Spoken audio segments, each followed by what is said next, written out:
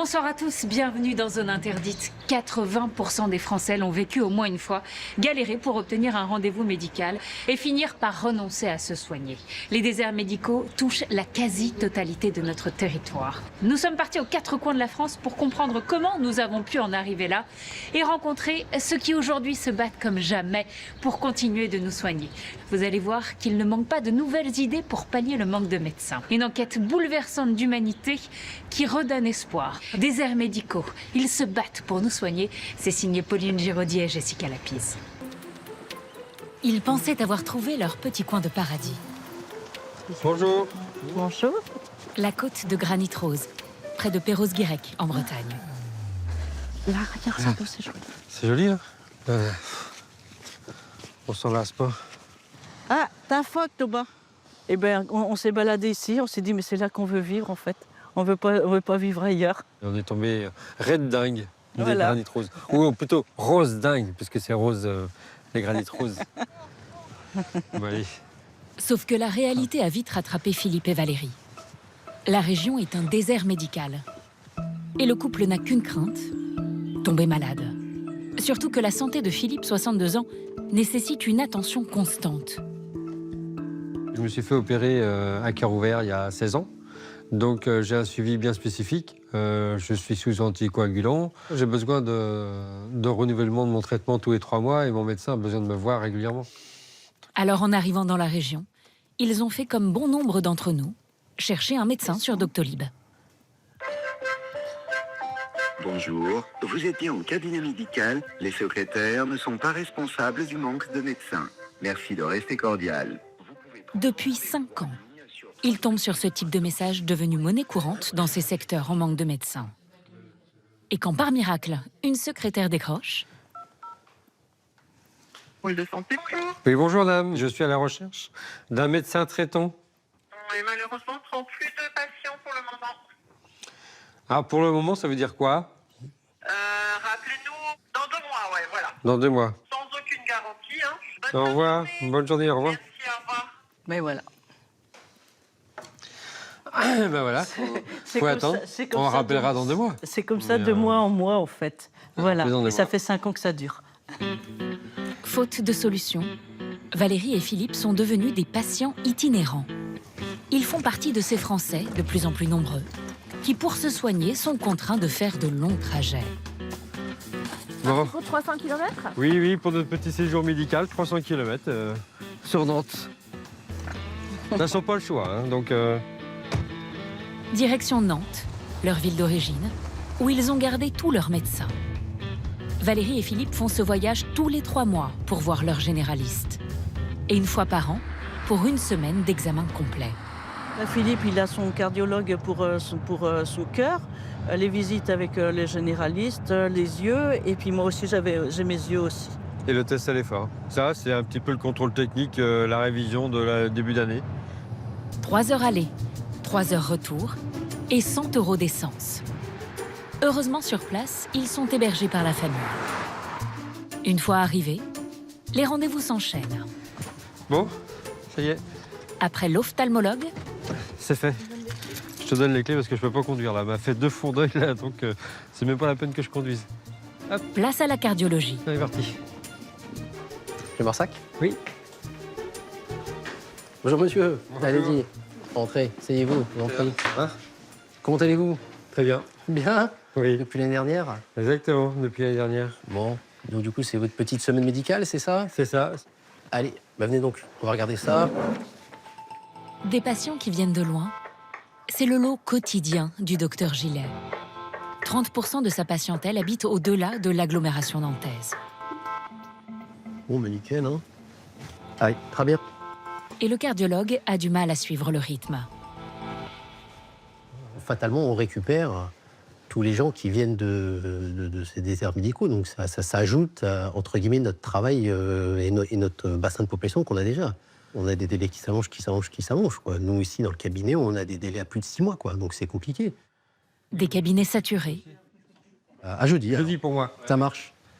des patients sans médecin traitant, des kilomètres pour aller se soigner, tout autant de symptômes qui révèlent un système à bout de souffle. C'est une maladie chronique qui touche près de 90% de notre territoire. Il n'y a pas assez de médecins, il n'y a pas assez de spécialistes. Son nom ? Désert médical. Un terme qui désigne ces régions en pénurie de soignants. Nous avons 2 cabinets qui sont malheureusement vides. 9 millions de Français vivent dans un désert médical. On est à 3/4 d'heure de route, hein. C'est ça. Pour eux, trouver un médecin relève du parcours du combattant, au point de renoncer parfois à se soigner. Et donc ça fait 6-7 ans que vous n'avez pas vu un dentiste? Oh, plus que ça, oui. Les régions les plus touchées, le centre Val-de-Loire, la Guyane, les pays de la Loire, la Normandie et les Hauts-de-France. Vous allez voir que pour ne rien arranger, dans ces territoires déjà sinistrés, certains spécialistes privilégient le business de la beauté. On a aussi des traitements esthétiques parce qu'on a des machines esthétiques à rentabiliser. Au détriment d'actes médicaux, pourtant nécessaires aux patients. Lorsque je le touche, il a élargi et il est granuleux, contrairement à avant.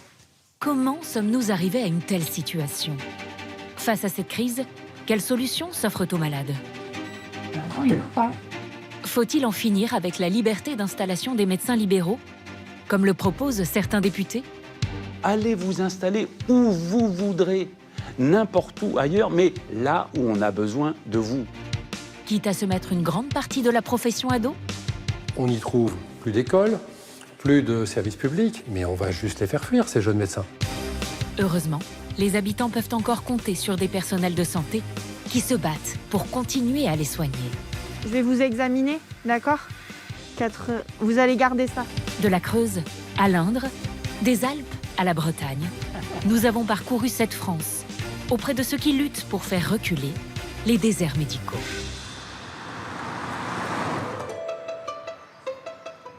À Landéan, 1250 habitants en Île-et-Vilaine. Chaque matin, c'est le même attroupement devant le cabinet du docteur Christian Boideau. Les victimes. C'est le sauveur, on l'attend. Vous pourriez applaudir quand même. C'est parce qu'on l'aime qu'on est là. Allez, première victime, vous y allez. C'est le seul et unique médecin de la commune. Et autour, les généralistes partent en retraite les uns après les autres. Dans un vieux cabinet à l'ancienne, Christian, 76 ans, fait figure d'exception. Non. Salut Boblon. T'es grand, ça va? Je veux bien.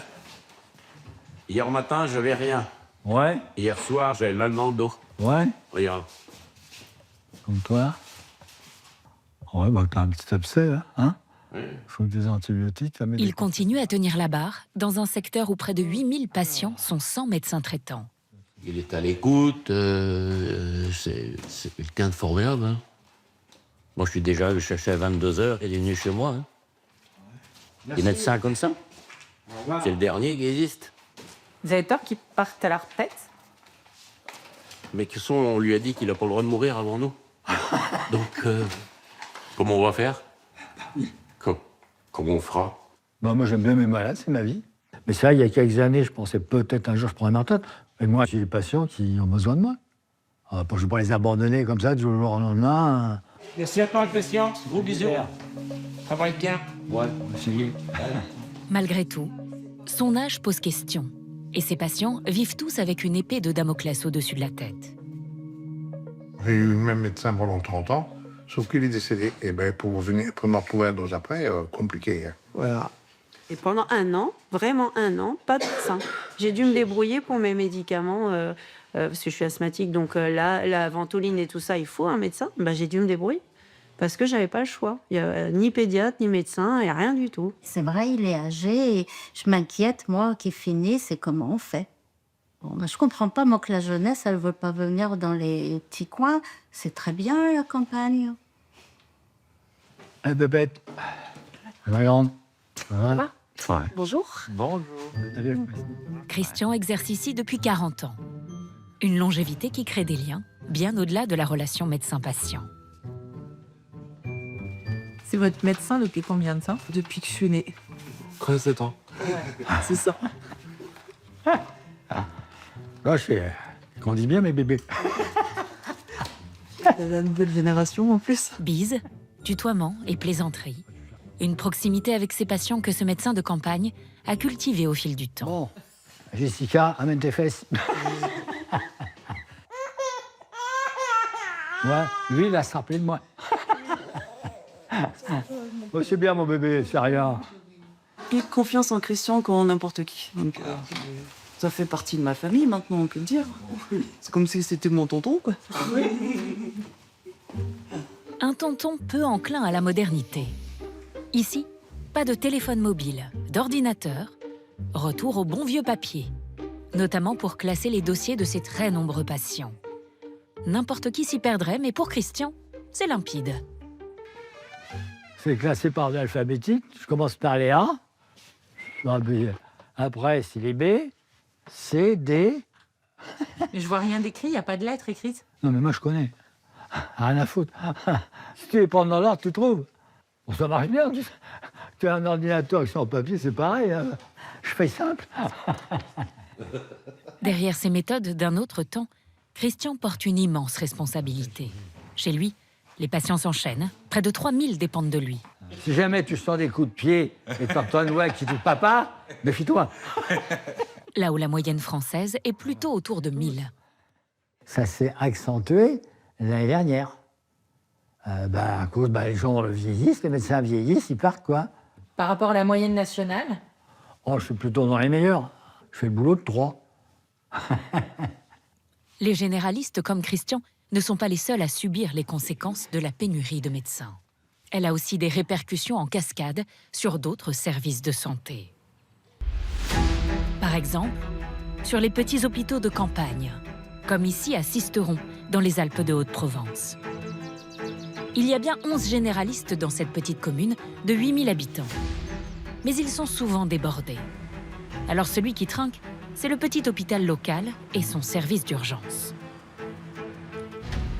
Je voulais prendre rendez-vous à la maison de santé, mais je tourne en boucle sur le répondeur. Personne ne vous répond. Personne. D'accord, face à vous à gauche, je vous laisse vous inscrire. Ici, le personnel fait face à un afflux de patients qui se présentent pour de petits bobos, normalement pris en charge par un généraliste. Enfants fiévreux. On va regarder les oreilles, vos noms. Suspicion d'otite. Ce jour-là, Alors, est-ce que je peux t'enlever la sucette? Crie comme ça. ils sont pris en charge par l'une des urgentistes de garde, Sabrina, 61 ans. Il n'y a rien fort. Tiens, regarde. La bobologie représente 40% de son activité, 2 fois plus que dans une grande ville. On voit des gens qui viennent se faire déboucher les oreilles. On a fait ce métier pour faire de l'urgence et on n'a pas fait ce métier pour faire de la bobologie au départ. Donc l'urgence, ça veut dire aussi des patients beaucoup plus lourds, beaucoup plus complexes, beaucoup plus graves. Ajoutez à cela des conditions de travail de plus en plus dures. Ce petit hôpital de campagne est vieillissant et le personnel fait avec les moyens du bord. L'établissement ne dispose que de 29 lits, contre 92 en moyenne pour les hôpitaux en France. Le nombre d'urgentistes à plein temps, lui, est passé de 9 à 3 en 10 ans. Mais ça n'entame pas la détermination de Sabrina à soigner les malades. Je suis baisé? Ouais. Allez, c'est parti. Vous voulez un fauteuil, ça va aller? Ouais, c'est bon. Son prochain patient souffre d'une douleur dans la jambe, au point d'avoir du mal à marcher. Qu'est-ce qui vous arrive? J'ai une douleur sans choc qui part de la fesse, qui arrive jusqu'à la cheville. Vous avez pas mal au dos? Non. Ok, là, ça fait mal. Là, la fesse. Ok, d'accord. Très bien. Bon, alors, c'est une belle sciatique, hein? Ouais. Je vous prescris des médicaments pour la douleur. Ouais. Si ça passe pas dans 3-4 jours, vous pouvez revenir. Ok, ça marche. Vous n'avez pas de médecin traitant, je Non. suppose. J'ai vraiment mal, sinon je serais resté à la maison. Pourquoi? Pour éviter d'engorger les urgences, pour un mal de dos. Ça vous fait culpabiliser un peu? Ah ouais, oui. Il y a les urgences, c'est fait pour les urgences, et puis après, il y a les médecins traitants qui sont là pour vous prescrire, vous ausculter, et puis voilà. Ah, mais là? Et là, il n'y a pas le choix. Et comme peu de patients ont un médecin traitant, Sabrina se retrouve sollicitée pour des tâches qui ne sont pas vraiment de son ressort. Une petite côte de cassé. C'est pour ça que vous avez mal. C'est classique. On tousse, on pète une côte. Incroyable. C'est la 7e côte qui est cassée par là. D'accord. Et c'est ça qui vous fait mal. Rien de grave, mais le patient, employé dans un bureau d'études, ne s'estime pas apte à reprendre le travail. Bon, vous n'avez pas besoin d'arrêt de travail. Je peux rien faire. Vous pouvez rien faire.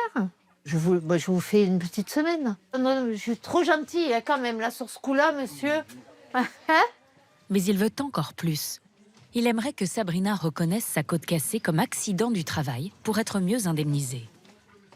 Et non, je ne peux pas vous mettre en accident de travail, c'est dû à la toux, monsieur.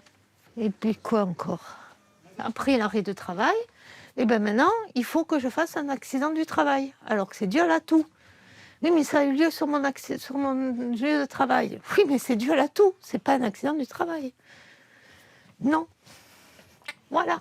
Vous êtes gentil, mais... Pas quoi. Il y a un moment, il faut que ça s'arrête. Mais le patient revient à la charge. Madame, je vous prouve ma bonne foi. Oui, mais non, monsieur, vous pouvez me montrer tout ce que vous voulez, votre sphère. Ça ne vient pas de moi. Pas de problème. Je ne voulais pas demander à titre personnel. Pas de souci, monsieur. Sabrina ne veut pas perdre de temps. À tout moment, une urgence absolue peut arriver. Car habiter dans un désert médical peut conduire à des situations dramatiques. Attention, allez-y. Qu'est-ce qui vous arrive? Le cœur est dérégulé. Oh. Francine, 70 ans, a ressenti des douleurs dans la poitrine. Allez, je vous pose ça et puis je vais vous dire l'habiller, madame. Au revoir, bon courage. Merci. Bon rétablissement. Inquiète, elle a fini par appeler le 15. Mais je vais quand même aller voir. Cette fois-ci, c'est une vraie urgence que Sabrina va devoir gérer. Et donc, ça fait plusieurs jours que vous avez cette douleur. C'est-à-dire, quand vous marchez? Voilà, là, ça me le faisait que quand je sortais dehors, que je marchais un moment. Vous pouvez vous asseoir un petit peu? Hop, je vous aide. Ouais, super. Vous allez respirer la bouche ouverte. Normalement, mais la bouche ouverte. Francine a un problème au cœur depuis plusieurs années, mais elle n'est plus suivie. Dans la région, il y a peu de généralistes, mais encore moins de cardiologues. Le mien est parti à la retraite. Ça fait 1 an et depuis 1 an, j'arrive pas à trouver un cardiologue. Sabrina est inquiète. Elle demande en urgence un électrocardiogramme et quelques minutes plus tard, le résultat ne laisse aucun doute. Donc là, on voit que le dessin descend avant de monter. Ça peut dire qu'elle a eu un infarctus il y a quelques jours. Cette dame, elle aurait très bien pu faire l'arrêt cardiaque dehors, quoi. Alors, jeune fille, oui, on a tous les résultats. Oui. Vous avez probablement fait un infarctus. Ah bon? Oui. Vous auriez dû venir nous voir un peu plus tôt. Merci en tous les cas. Je vous en prie, madame. Merci beaucoup. Ça fait 1 an que je cherche un cardiologue et il n'y a pas moyen d'en avoir. Voilà le résultat. Il y a des gens qui meurent parce qu'ils ne peuvent pas se soigner correctement puisqu'il n'y a pas de médecin. Ou alors, quand on a des rendez-vous, mais je ne vous dis pas. Il faut attendre combien de temps? On a le temps de mourir, hein. Tranquillement, sans problème. Hein. Et ça passe, ça va. Alors on va dire, c'est l'âge, c'est ceci, c'est cela. Non, non, non, c'est pas ça. C'est parce qu'on ne peut pas être soigné. Voilà, c'est tout. Hein. La réalité, elle est là. Hein. Mais Francine n'est pas encore sortie d'affaire. Elle doit être transférée au plus vite, car son cas nécessite des examens complémentaires et l'hôpital de Sisteron n'est pas suffisamment équipé. Je vous appelle parce que j'ai une dame qui est arrivée ce matin, une dame de 70 ans. Non, je n'ai pas de cardiologue. Voilà, donc moi je ne peux pas la garder. Mais c'est loin d'être une tâche facile.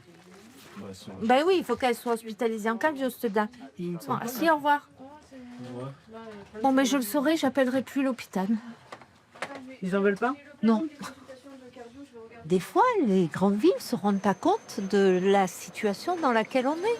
C'est-à-dire de penser qu'on peut garder des patients ici, qu'on n'a pas le plateau technique adapté pour garder des patients graves, des patients qui nécessitent des soins particuliers, si on n'a pas. Faute de place dans l'hôpital qu'elle vient de contacter, Sabrina doit trouver une autre solution. Elle se tourne vers une clinique privée à Aix-en-Provence, à 1 heure de route de Sisteron. Vous voyez, quand on dit qu'on marche beaucoup aux urgences, on est beaucoup le cul assis sur la chaise. Hein.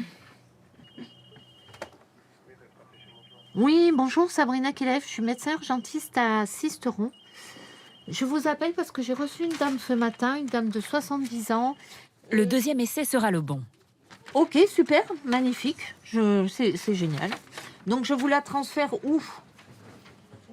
Oh, au revoir. Ça a été plus simple. C'est bon? C'est bon, ils la prennent. La patiente sera transférée. Voilà. Mais c'est une victoire en demi-teinte pour Sabrina et ses collègues. Il fait un tout petit peu froid dehors. Oui, je sais. Le soir, faute de personnel suffisant, les urgences ne peuvent plus accueillir les malades et ferment leurs portes la nuit, 4 jours par semaine en moyenne. Il y a des gens parfois qui se présentent. Ah oui? Et alors vous leur dites quoi? Qu'il faut qu'ils appellent le 15. Et ça arrive souvent? De moins en moins parce que maintenant les gens sont un peu au courant. Mais au début, oui, on avait beaucoup de monde. Ces fermetures la nuit se multiplient dans de nombreux petits hôpitaux. Le résultat d'une crise qui a débuté il y a plus de 50 ans à cause d'une décision politique qui a profondément transformé notre système de santé. Nous avons demandé au Parlement de limiter le nombre des étudiants en médecine. 1971, le gouvernement de l'époque crée le fameux numerus clausus, qui limite le nombre de places en faculté de médecine. Moins de médecins formés, c'est moins de prescriptions médicales et donc moins de dépenses de santé. Une décision jamais remise en cause pendant plus de 20 ans. Car les politiques de tous bords ont une obsession à l'époque. La Sécu, c'est bien. En abuser, ça craint. Boucher le trou de la sécurité sociale. Du côté du corps médical aussi, le numerus clausus passe étonnamment bien, comme l'explique le docteur Franck de Vulder, président d'un syndicat de médecins, la CSMF. Rares étaient les personnalités médicales, les structures syndicales, universitaires, qui montaient haut et fort dans les tours en expliquant que c'était une profonde erreur et que nous allions le payer en termes d'accès aux soins. Vous allez me dire, mais pourquoi cette manque de vision? Et parce qu'il faut se remettre dans un contexte de l'époque, aujourd'hui, qu'on a complètement oublié. Le système était très concurrentiel entre les médecins. Il y avait beaucoup de médecins par rapport à la population, tout au moins aux besoins de soins, et les médecins cherchaient de l'activité. Autrement dit, en limitant la concurrence, à l'époque, le numerus clausus arrange bien les médecins. Ils y voient un intérêt économique, des revenus assurés. Et voilà comment, peu à peu, on a laissé les déserts médicaux s'installer sur notre territoire. En 20 ans, le nombre de futurs médecins va chuter, passant de 8500 en 1972 à 3500 en 1993. Face à la pénurie qu'ils ont créée, les pouvoirs publics vont tenter de rectifier le tir en augmentant à nouveau progressivement le nombre de places. Mais le mal est fait, car entre-temps, la population française a vieilli et les besoins médicaux ont explosé. C'est ce que va découvrir Agnès Buzyn quand elle est nommée ministre de la Santé en 2017. La première semaine, mes services du ministère sont venus me présenter les projections de démographie médicale. J'ai été sidérée. Et je me suis dit, mais on est fou, on va vers une catastrophe, on va vers un mur de pénurie de médecins. Donc j'ai pris la décision d'ouvrir complètement le numerus clausus. L'abandon du numerus clausus, une décision qui aurait dû s'imposer depuis des années. Est-ce que ça a été compliqué d'abandonner le numerus clausus? Oui, ça a été assez compliqué en réalité, même si les élus locaux, les citoyens l'ont applaudi, évidemment, comprenant que c'était une nécessité. Je pense que les syndicats de médecins étaient un peu inquiets, alors qu'ils disaient souffrir quand même du trop-plein de malades. Donc il y avait une forme de discordance entre le discours « on a trop de travail » et le discours « attention, n'en formez quand même pas trop ». Les syndicats de médecins ont finalement accepté la réforme. Aujourd'hui, 12 000 médecins sont formés chaque année, une augmentation de 50% par rapport à 2018. L'enjeu désormais, c'est de leur donner envie de pratiquer la médecine dans les déserts médicaux.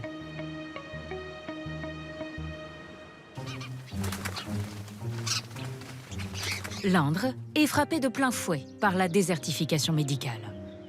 Dans ce département, il n'y a que 5 généralistes pour 10 000 habitants, 3 fois moins que la moyenne nationale. Face à cette urgence, le territoire dépense 700 000 € par an pour attirer des professionnels de santé. Un nouveau métier a même été créé, chasseur de médecins. À Châteauroux, pour cette mission, 2 personnes ont été embauchées à plein temps, Jeanne et Elisa, qui ont un immense défi devant elles. Ça, ce sont les cartes des différents zonages que l'ARS Centre-Val de Loire établit par spécialité. Ce qui va nous sauter aux yeux d'une manière générale, c'est quand même la couleur rouge. C'est encore plus manifeste, on le voit là sur les dentistes. Le rouge, ça veut dire qu'on est en carence sévère. Aujourd'hui, on n'a pas suffisamment de nouveaux médecins qui sortent vraiment des facultés, pas en nombre suffisant pour contrebalancer en fait le nombre de médecins qui partent à la retraite. En ce moment, Jeanne est à la recherche de médecins stagiaires pour l'été prochain. Pour les trouver, elle n'hésite pas à aller les chercher à l'autre bout de l'Europe. Donc là, vous faites feu tout bois, quoi. On va carrément, effectivement, jusqu'en Roumanie. Hé, coucou! Roumanie, Belgique, Allemagne, 5000 Français étudient la médecine à l'étranger, le plus souvent pour contourner la sélection drastique. Plus de la moitié sont en Roumanie. Camille est l'une de leurs représentantes. Jeanne compte sur elle pour lui envoyer des candidats. Il y a un énorme avantage. En termes d'apprentissage, pour vous, c'est une maximisation d'expérience parce que vous allez voir beaucoup de patients et une variété, si tu veux, de pathologies et de problématiques. À chaque fois, c'est ce qui va ressortir de ces stages, c'est de dire, mais purée, en fait, en 4 semaines, j'ai appris autant que si j'avais fait 6 stages. Jeanne, qui a étudié la communication et le marketing, a un argumentaire bien rodé. Et en plus, elle offre aux stagiaires quelques avantages qui ne laissent pas Camille insensible. L'environnement, c'est l'Indre, hein, vous en avez conscience? Alors oui, mais moi j'adore la campagne. Donc, pour moi, il y a des choses qui pèsent dans la balance. On a des logements gratuits sur toute la durée du stage, toutes les activités derrière qui sont faites pour nous permettre de ne pas rester cloîtrés au niveau de la clinique et du coup d'avoir un peu plus que ce fameux stage. Je te dis à très vite pour la suite des aventures. Au revoir. À bientôt. Et pour toucher encore plus de jeunes médecins, il existe un événement incontournable que Jeanne ne rate jamais. Il a lieu cette année à Dijon. C'est le congrès des internes de médecine générale. 1 millier d'apprentis médecins venus de toute la France se réunissent pour assister à des conférences sur leur métier. Dans quelques années, ce sont peut-être eux qui vous soigneront. Et pourquoi pas dans un désert médical. C'est du moins ce qu'espèrent les 26 départements en pénurie qui ont monté un stand et sont prêts à leur dérouler le tapis rouge. Nous, sur notre territoire, on a 2 centres de santé qui permettent de salarier des médecins. Chacun met en avant ses atouts. Venez en Aveyron si vous aimez le sport et la nature. Et validé! Bravo! En Lozère si vous êtes fan de médecine d'urgence. J'ai jamais fait ça de ma vie. Hein. Déjà, je suis à l'envers, ouais. Vraiment, là, tu es beaucoup trop profond. Ouais. Ton laryngo, il faut qu'il soit à peu près comme ça. D'accord? Il y a aussi cette médecin désespérée qui exerce dans un village de l'Hérault et qui cherche un successeur. Bonjour les filles, je vous ai parlé de mon cabinet que je pars en retraite. Je cherche désespérément un repreneur de mes patients. On est des bébés... Et c'est pas grave. Tenez, vous distribuerez à ceux qui sont moins bébés. J'ai appris qu'on est 5 à partir dans le même secteur. Ça veut dire 5000 personnes qui vont être en galère de retrouver un médecin généraliste dans le secteur où je suis. Mais ces futurs médecins ne sont pas prêts à sacrifier complètement leur confort de vie et surtout l'accès aux services publics. Ça donne pas envie à nous de nous installer dans des endroits où il n'y a pas de crèche, il n'y a pas d'école, pas de police, pas de mairie. Enfin, rien ne fonctionne. Tiens, regarde, alors je pense qu'il faut qu'on en mette peut-être un ici, et peut-être sur les comptoirs aussi directement. Pour Jeanne, qui est venue avec ses caisses de goodies à l'effigie de sa région, la compétition s'annonce serrée. Ils ont un choix qui est énorme. De toute façon, ils peuvent faire ce qu'ils veulent, ils sont attendus. Si on veut vraiment parler d'une logique de marché, c'est un peu terrible de dire ça, mais ils sont moins nombreux qu'il y a de possibilités. Donc la concurrence est très très forte. À nous, effectivement, de savoir se démarquer. Alors pour capter l'attention des étudiants, Jeanne use de ses talents d'animatrice en organisant un jeu qui met en valeur les atouts de sa région. Est-ce que vous aimez les petits quiz? Est-ce que vous connaissez un minimum de la région Centre-Val de Loire? Pas du tout. Tout va y passer, gastronomie, littérature, culture générale, tout ce que vous voulez. Et c'est sans pitié, on est d'accord? Ok, sans pitié. Sans pitié. Quel record la cathédrale de Bourges détient-elle dans la catégorie des cathédrales gothiques? Populaire. Voilà, ça c'est fait. Parmi ces 4 rappeurs, il y en a un seul qui est né à Châteauroux, mais lequel? Entre Damso, Que Black Gazo ou PLK? Gazo. Oui. Tu les as tes 3 points, félicitations. Donc chacune va choisir quand même un petit quelque chose. Voilà. Les étudiants se prennent au jeu et défilent devant son stand. Donc là, pensez de ce jeu? Il est très drôle, mais c'est du pif, hein. C'est du pif total, vraiment. Et oui, c'est sûr que c'est beaucoup plus attractif quand on nous fait participer, on va essayer.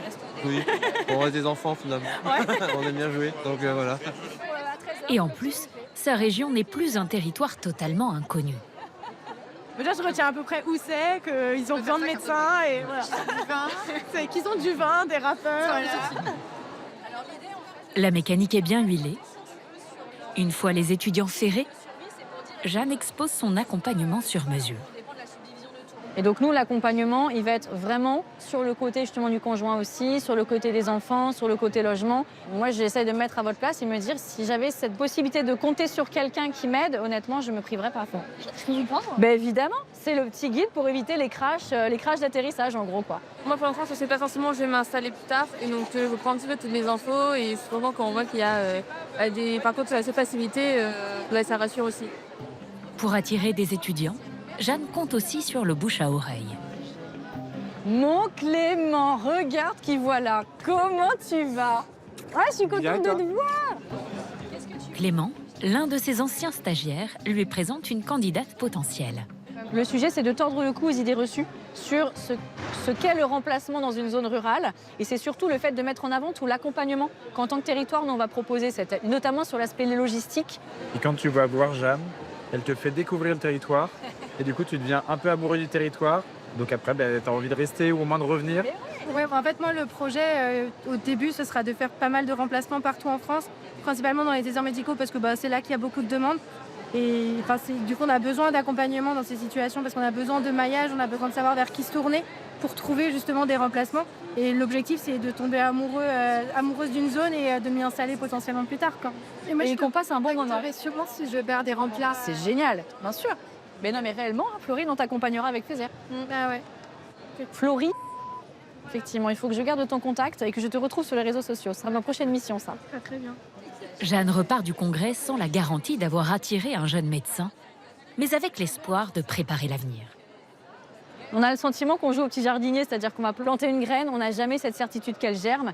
Et le jour où réellement ça se réalise, on se dit mais on n'a pas fait tout ce travail et on n'a pas dépensé toute cette énergie pour rien. Mais on n'a jamais la certitude de la voir grandir. Alors existe-t-il un remède miracle pour attirer ces futurs médecins dans nos déserts médicaux? Depuis 20 ans, la stratégie des différents gouvernements consiste à mettre la main à la poche, en proposant tout un arsenal d'aides financières. Bourses pour les étudiants, prime à l'installation ou encore exonération d'impôts. En 2023, par exemple, l'État a dépensé 205 millions d'euros dans des mesures incitatives. Malgré cela, les jeunes médecins continueraient de snober les zones déjà sous-dotées, selon Guillaume Garot, député de la Mayenne, qui a fait de la lutte contre les déserts médicaux son cheval de bataille. Pendant des années, on a fait un échec, finalement, pour venir encourager à s'installer dans les zones où on manque de médecins. Alors ça, on l'a fait pendant 10 ans, 20 ans, 30 ans. Mais ça n'a pas produit les résultats qu'on attendait. On voit que les inégalités s'aggravent entre les territoires et donc entre les Français. Ça veut dire qu'il y a toujours plus d'installations de médecins dans des départements qui étaient déjà bien dotés. Et toujours moins d'installations dans les départements qui étaient malheureusement déjà les moins bien dotés. En effet, c'est ce que confirme une étude récente de l'Ordre des médecins. Dans des départements déjà attractifs, comme les Hautes-Alpes, la Savoie, les Pyrénées-Atlantiques et le Morbihan, le nombre de médecins a augmenté de 20% en 16 ans. En revanche, dans des départements déjà sinistrés, il a fortement diminué. Moins 30% dans la Haute-Marne, moins 29% dans le Cher et dans la Creuse. Alors quelle réalité se cache derrière ces chiffres?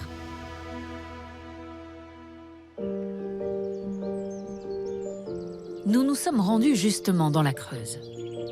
À la Souterraine, une petite ville de 5000 habitants. C'est ici qu'une jeune médecin a fait le pari de s'installer dans une maison de santé flambant neuve. C'est chelou. Ah oui, d'accord. Juliana, 28 ans, est arrivée ici il y a 6 mois. Ah, tu veux être bien là-dedans. T'as vu, il est trop bien. Après avoir exercé dans un bureau provisoire, elle aménage ce jour-là sa nouvelle salle de consultation, dont les travaux viennent de s'achever, avec son mari Tristan et sous l'œil attentif de leur fils Leonardo, 1 an. Il faut que j'installe tout mon bureau pour demain accueillir les patients. Je suis contente de commencer, quoi. Regarde, il y en a un plus petit que l'autre. Ah mais non, mais je suis bête. Mais non, mais c'est pas... C'est pour ça. Je vais monter à l'envers. Ça va être long la journée. Originaire de Toulouse, c'est lors de ses études de médecine à Rouen, puis à Limoges, qu'est née chez elle l'envie d'exercer dans un désert médical. J'aime bien la médecine de campagne, ça m'a jamais... J'ai fait beaucoup de mes stages en campagne, je trouvais ça intéressant. Et pourquoi en désert? Moi j'aime bien faire des points de suture, des choses comme ça, et c'est quelque chose qu'ici on peut le faire. En ville, vous avez la possibilité facilement d'accéder aux urgences, donc vous allez y aller. Ici, ils viennent d'abord me voir. Parce que moi je suis à 10 km de chez eux, ou 20, mais que l'hôpital le plus proche, il est à 35. Donc ça se réfléchit autrement, quoi. C'est pas le plus solide qui soit. Attends. Mais Juliana ne voulait pas s'installer n'importe comment. C'est lors d'un stage qu'elle a eu un coup de foudre pour ce lieu. Une maison de santé ouverte il y a 4 ans et qui offre tous les avantages que recherchent aujourd'hui les jeunes médecins. Un secrétariat pour guider les patients et gérer l'administratif. Donc là, je maintiens le rendez-vous demain. D'autres professionnels de santé avec qui échanger. Ils sont près d'une 30aine, un vrai miracle pour un désert médical. Et là, vous descendez vers l'avant, lentement. Des patients heureux d'avoir une telle offre de soins à portée de main. On n'a pas besoin d'aller courir à Guéret, à Limoges. C'est la galère pour avoir des rendez-vous. Et là, on a ce qu'il faut. Et surtout, un médecin référent pour encadrer les jeunes internes pendant leur stage. J'ai un problème au genou. Ah, Gauche. on va regarder le genou aussi. Et en plus, qui réussit à les convaincre de rester, au point d'avoir dû agrandir la maison de santé. On vient de doubler la surface pour accueillir justement des jeunes. Donc on a bien étoffé l'équipe. Et du coup, il a fallu pousser les murs. La famille s'agrandit, mais c'est que du bonheur. Aujourd'hui, les maisons de santé sont présentées comme la solution numéro 1 aux déserts médicaux. Ils sont construits partout en France.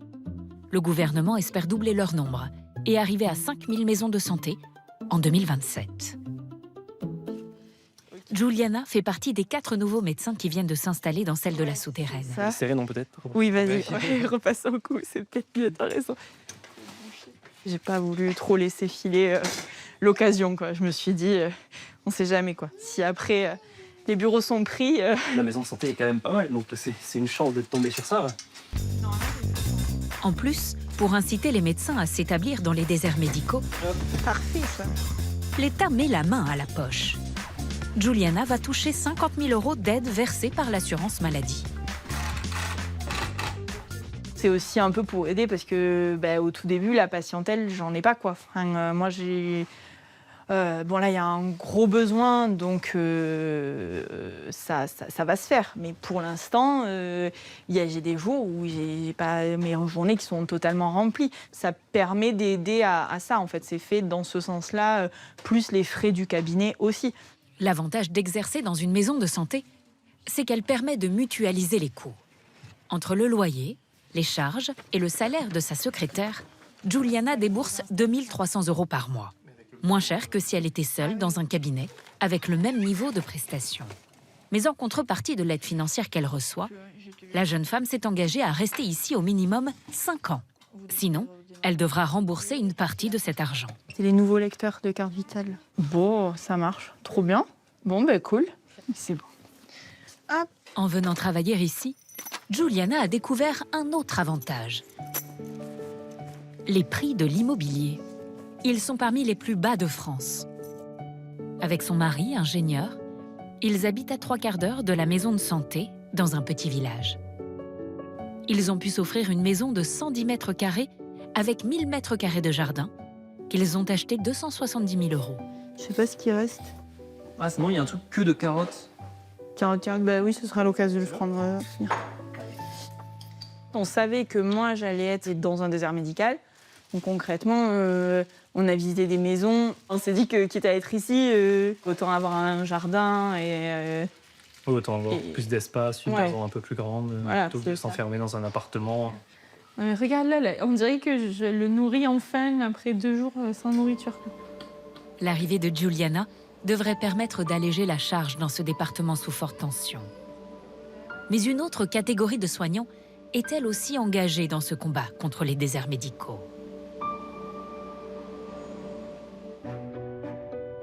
C'est le département le moins peuplé de France. En Lozère, la campagne s'étire à perte de vue. Et les habitants vivent principalement dans des villages isolés. L'accès aux soins est difficile, surtout que le territoire manque cruellement de médecins.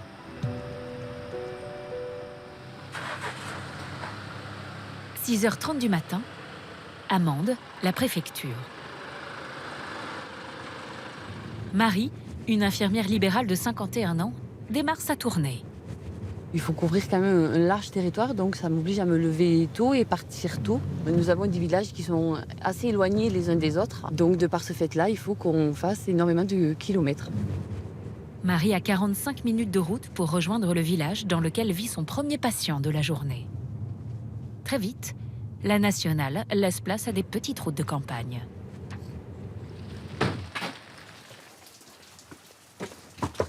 Premier arrêt. Bonjour, comment ça va ce matin? Bonjour Marie. Chez Thérèse et Denis. Mais ça va, vous avez passé une bonne nuit? Ouais, oui. Ça va. Je viens pour Denise. Voilà, qui est actuellement dans son lit, qui nous attend patiemment. Denise, je vais allumer la lumière. Attention les yeux. Denise a 98 ans. Hop. Comment ça va? C'est la maman de Denis. Oh, ça va comme le tout. Oh, que c'est fun, oui. Pourtant, je m'y applique quand même, hein, à me chauffer les mains, hein, mais ça marche pas. Denise, vous la voyez souvent? Denise, tous les jours. On lui prend la tension, on lui prend son pouls. Et là, je vais lui faire une toilette et l'aider à s'habiller. Et ensuite, je vais l'installer sur son fauteuil et je vais l'amener pour son petit déjeuner. Ça vous va? Oui. Denise a toujours vécu dans cette maison. Et elle a exprimé le souhait de pouvoir y rester le plus longtemps possible. Allez, je vous enlève les draps. On commence? Hop. S'il n'y avait pas Marie, vous ne pourriez pas la garder à domicile? Ça serait dur. Pour faire la toilette matin et soir, prendre l'attention et compagnie, je sais pas comment on ferait. Hein. C'est important pour vous de la garder ici? Ah bon? Oui. Il voulait l'hospitaliser la semaine dernière parce que justement, elle a ces problèmes de cœur, de pulsation qui montent. Voilà. Quand elle a entendu parler d'hospitalisation, elle s'est mise à pleurer, c'est pas la peine. Pour la toilette de Denise, qui a duré 15 minutes, et voilà. Marie est payée 9,23 €, hors frais kilométriques. C'est super ce que vous avez fait avec les habits. Bravo. Ah, mais c'est parfait. Hier soir. Allez. Eh bien, je souhaite une bonne journée. Au revoir. Et à très bientôt. Au revoir, Denise. Marie a 10 patients à voir dans la matinée. Ça peut paraître peu, mais dans ce désert médical, les distances sont longues. L'infirmière fait en moyenne 200 km à chaque tournée. Et dans les villages qu'elle traverse... Ah non. Ah non. Un imprévu peut vite venir chambouler son planning. Qu'est-ce qu'il fait, lui? Il se gare au milieu du village, aucun problème. Ça fait partie des joies du libéral. On se retrouve à attendre patiemment. J'espère qu'on ne va pas attendre trop longtemps. C'est une blague, là. Après 10 minutes d'attente, le chauffeur est de retour et libère enfin le passage.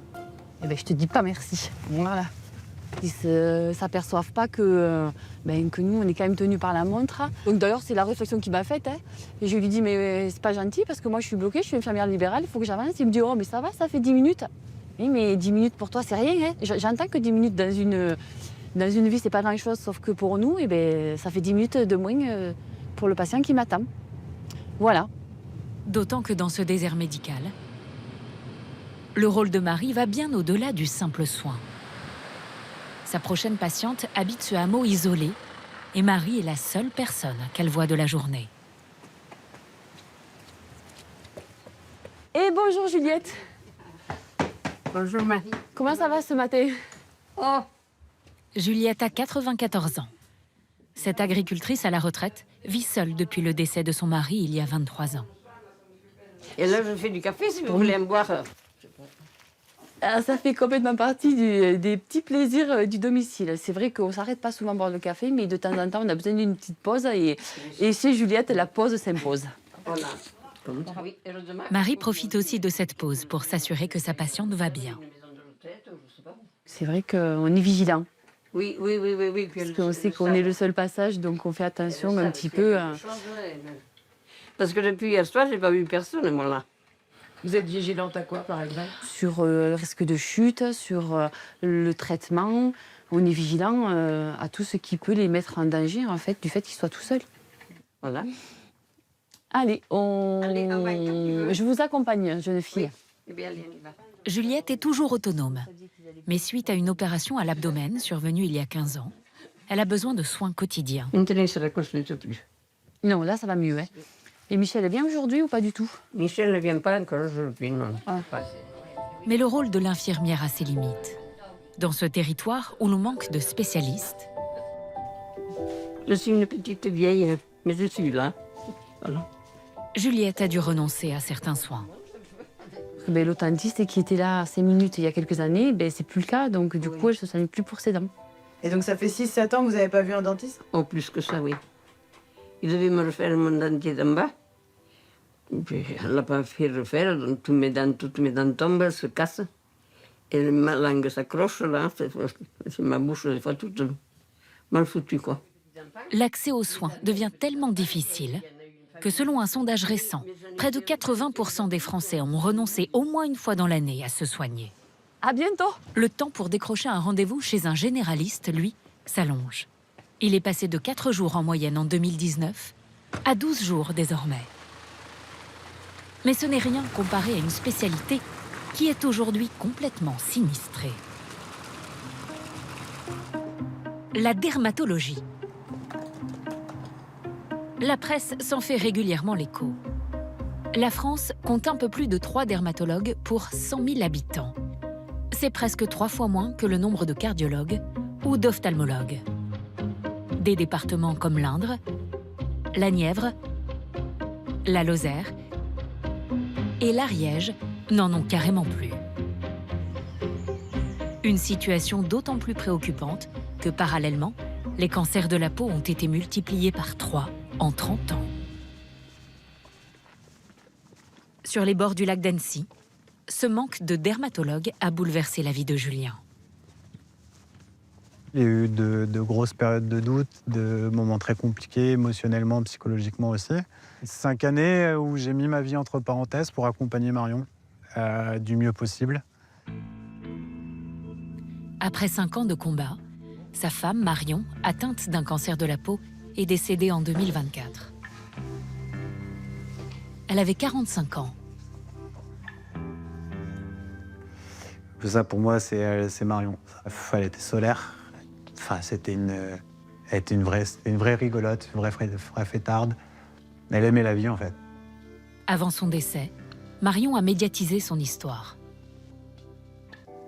Ça, c'est l'interview version féminine. La cuisse droite. Et ensuite, en novembre 2019, on m'a diagnostiqué un cancer de la peau, plus précisément un mélanome métastatique. Une grosse perte, mais j'ai eu la chance de la connaître. Tout commence en 2019. Marion découvre que l'un de ses grains de beauté, placé à l'aine, grossit au point de devenir gênant. Quand elle mettait un pantalon ou un maillot de bain, il arrivait souvent qu'elle accroche ce grain de beauté qui saigne. La jeune femme cherche alors un dermatologue pour le faire enlever.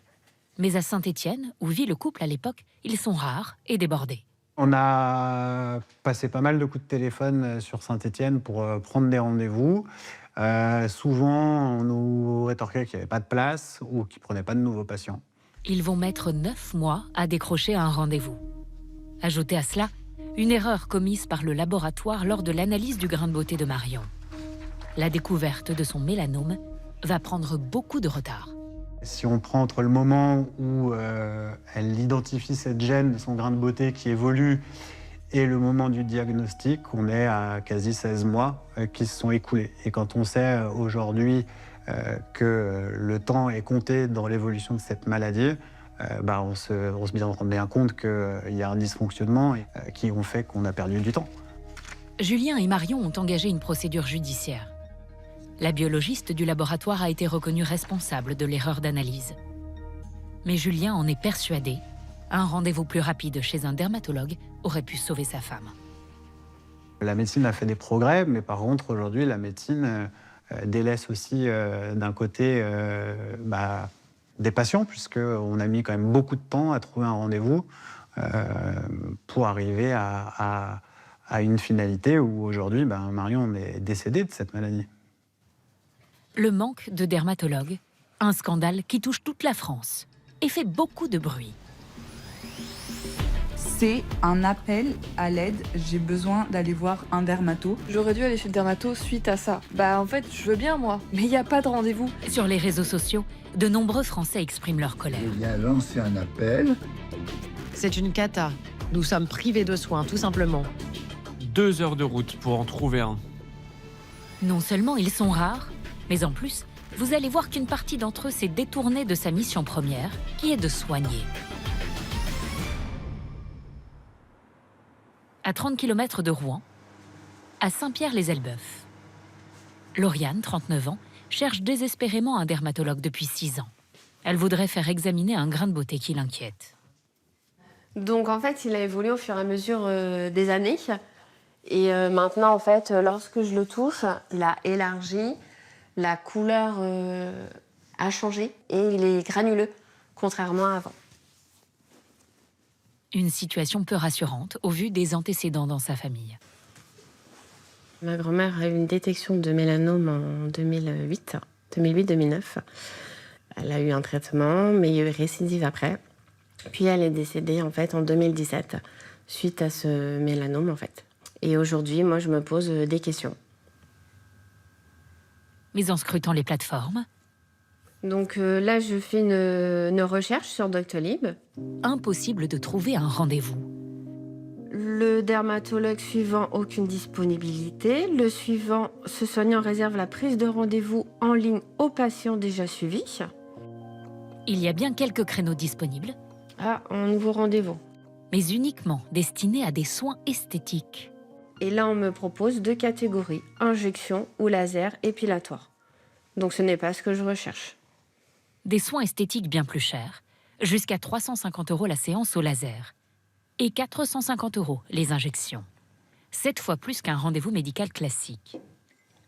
Ça devient en fait un domaine lucratif, une pratique uniquement pour gagner de l'argent et non pour le patient. Alors comme de plus en plus de Français, Lauriane va se résoudre à ruser et choisit un créneau esthétique pour enfin faire examiner son grain de beauté. C'est la seule manière pour elle de décrocher un rendez-vous. Alors, si je fais réservation esthétique, et là, on me confirme bien le rendez-vous, dès le lendemain. C'est aberrant, en fait, d'en arriver là. Alors, ces soins esthétiques particulièrement rémunérateurs se font-ils au détriment des patients qui ont une vraie urgence médicale? Nous décidons de suivre Lauriane à son rendez-vous en caméra cachée. Bonjour. À peine entrée, elle révèle la véritable raison de sa venue. En fait, mon souci, c'est pas au niveau du laser, c'est que j'ai du mal à trouver un dermato-médical. Oui, je vais vous voir, oui, vous respectez pas trop les règles. La médecin accepte quand même d'examiner Lauriane. Nous en profitons pour lui poser la question. Pourquoi autant de créneaux esthétiques? Parce qu'on a le sentiment que c'est du coup 90% de votre activité, vous voyez? Parce que comme on trouve que ça, vous savez, sur Doctolib... Vous trouvez que ça parce que c'est les créneaux vacants. Les créneaux médicaux, ils sont pris d'assaut. Selon elle, seule une part infime de son activité serait consacrée aux soins esthétiques. Je vous montre pour que vous compreniez notre bonne foi. Les rendez-vous laser. 1, 2, 3, 4, 5, 6, 7, 8, 9, 10, 11. Tout le reste, c'est du médical. 11 rendez-vous par semaine. Donc, croyez notre bonne foi. C'est tout de même 20% de son activité et environ 500 créneaux médicaux en moins par an, rien que pour cette dermatologue. Mais selon elle, il y a une justification. Mais c'est vrai que nous, ça respecte pas notre règlement et qu'en fait, nous, on a aussi des créneaux esthétiques parce qu'on a des machines esthétiques à rentabiliser et que si on les rentabilise pas, bah, c'est nous qui sommes pénalisés à la fin. Je vous examine. C'est lundi. Après examen, rien d'inquiétant pour son grain de beauté, Lauriane est soulagée. Ces créneaux réservés à l'esthétique sont largement répandus dans la profession. Le docteur Olivier Philippe, porte-parole d'une association de jeunes dermatologues, ne s'en cache pas, même s'il tente de minimiser l'impact sur les patients. Il y a même des dermatologues que vous aurez pu trouver qui font 100%, nous, en tant d'activité esthétique. Moi, ce que je vous dis, c'est que j'ai un regard national et que la proportion d'activité esthétique au global qui est exercée, elle est très majoritairement à moins de 10%. En revanche, on est tellement peu que même si on enlevait cette activité esthétique et que tous les dermatologues ne faisaient que la dermatologie médicale, je vous assure que la population serait toujours dans le même désarroi. Pour résoudre la pénurie, pourquoi alors ne pas former plus de dermatologues? C'est une spécialité prisée des étudiants. Pourtant, il n'y a que 100 places disponibles cette année pour toute la France. Selon Olivier Philippe, la faute revient au ministère de la Santé, qui décide de la répartition des étudiants dans chaque spécialité. On est en mesure de former plus de dermatologues. Le ministère, pour l'instant, le refuse sur des arguments uniquement de vouloir prioriser d'autres spécialités qu'il juge plus prioritaires. Donc ça montre bien qu'il y a peut-être une déconnexion entre le pouvoir central et ce qui se passe dans nos villes. Pour ne rien arranger, près de 50% des dermatologues en activité ont plus de 60 ans et approchent de l'âge de la retraite. Ce vieillissement de la profession ne fait qu'aggraver la situation déjà bien compliquée des déserts médicaux. À Landéan, en Ille-et-Vilaine, il y en a un qui, encore une fois, risque de ne pas compter ses heures. C'est Christian, le médecin de campagne de 76 ans. Hop. Jo, t'as pas de fièvre? Non. Il suit déjà 3000 patients sur son secteur. Mais avec le départ à la retraite d'un de ses confrères qui exerçait dans un village voisin, il doit prendre en charge de nouveaux malades. Bon, tu vas respirer comme ça. Hein? Attends. Allez, respire fort. Tous. Encore. Lundi dernier, ils étaient 15 en permanence. Et pourtant, je dépote, hein, quand c'est comme ça. Là, forcément, c'est plus stressant. Pour les médecins, bon, parce que je pense ça m'emmerde que les malades attendent trop longtemps. Ah, ça fait davantage de boulot, quoi. Ça c'est évident. Mais s'ils viennent pas chez moi, ils vont aller embouteiller les urgences. Pourtant, il est bien inscrit sur son cabinet qu'il n'accepte plus de nouveaux patients. Bonjour.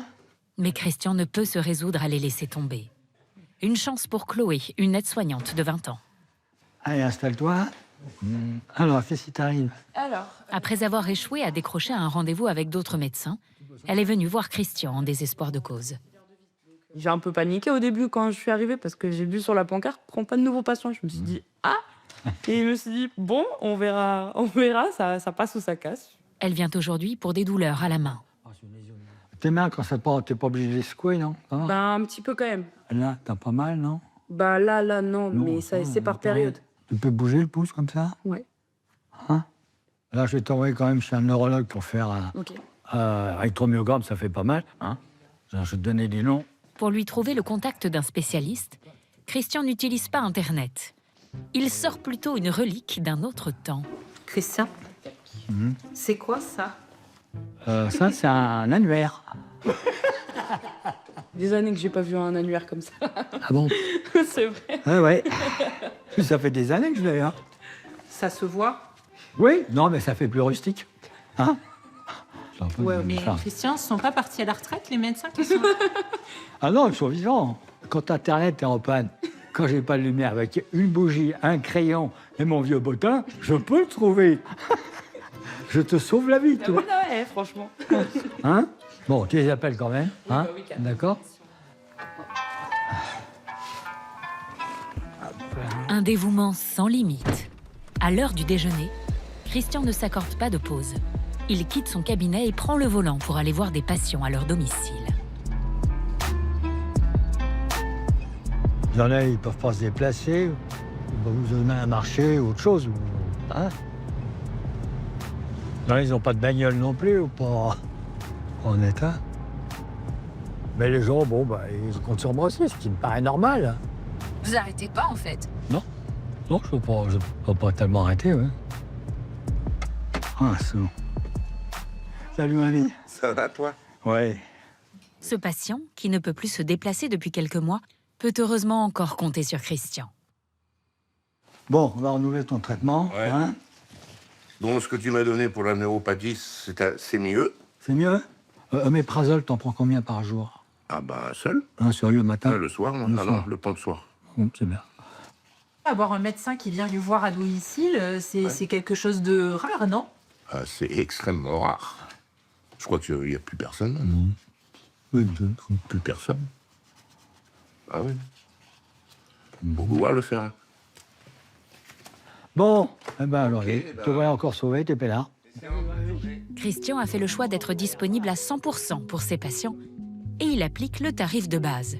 30 € la consultation, plus 10 € pour le déplacement. Allez, j'attaque. Il est aussi le médecin traitant d'une trentaine de résidents en EHPAD. Bonjour Colette. Il vient les voir une fois par mois. Bonjour, ça prend votre tension? Ça va, comme d'habitude, à peu près? Oui. Oui. Certains de ses patients, Christian les suivait déjà avant qu'ils ne soient placés. Il y a des gens qui, si on ne les traite pas médicalement, évidemment, ça ne va pas durer trop longtemps. C'est super.